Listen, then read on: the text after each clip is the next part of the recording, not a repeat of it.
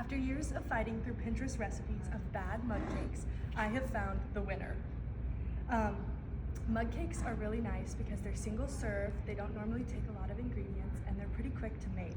But the problem with a lot of them is they're really rubbery, they have a bad texture, or they don't cook at all. But I have found the one that actually works. Now this is the Pioneer's Woman's recipe, so I can't take credit for it, but I love this recipe.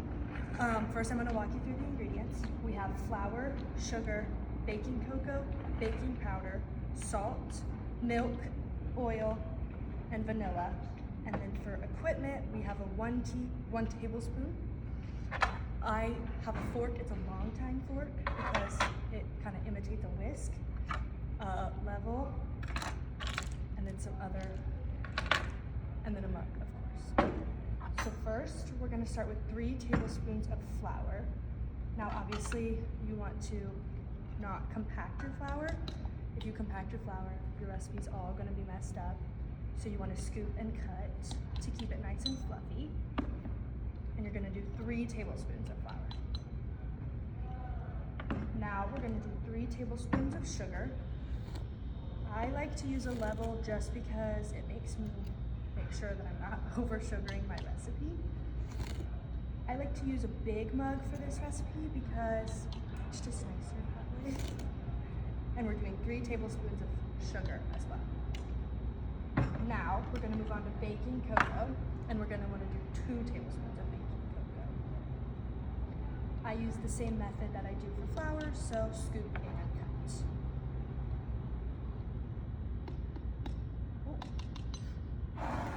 Now we're gonna move on to baking powder, and you wanna do a 1/4 teaspoon, which is kind of very little bit. This is just gonna help it rise and get nice and fluffy.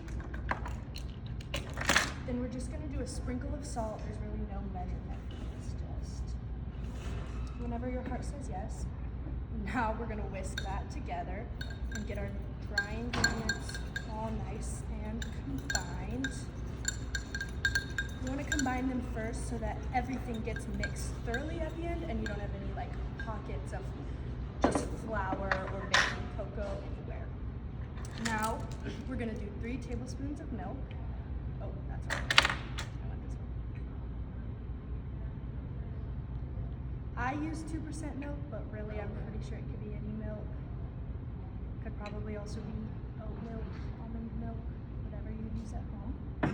Now we're gonna do 3 tablespoons of oil. I would recommend vegetable or canola oil. Do not use olive oil. It tastes really gross. I've tried it before. And we're doing 3 tablespoons of oil. Now we're just gonna do a dash of vanilla, really until your heart says stop, because it's about what you like when it comes to vanilla. I'm just gonna do, I would say that's about 2 teaspoons.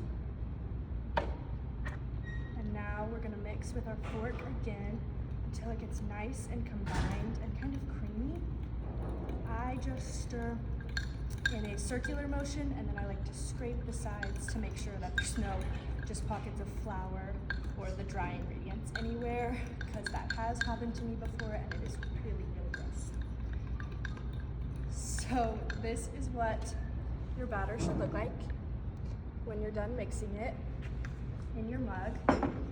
Then you're gonna wanna microwave it for 1 minute and 30 seconds or 90 seconds. And when it comes out, it should look a little bit like this, nice and fluffy, kind of spongy. And I would recommend serving with a big glass of milk because it is really rich and kind of dense. Today, I have shown you my favorite mug cake recipe, which is the Pioneer Woman's chocolate mug cake recipe. And I hope you can use this to your own advantage.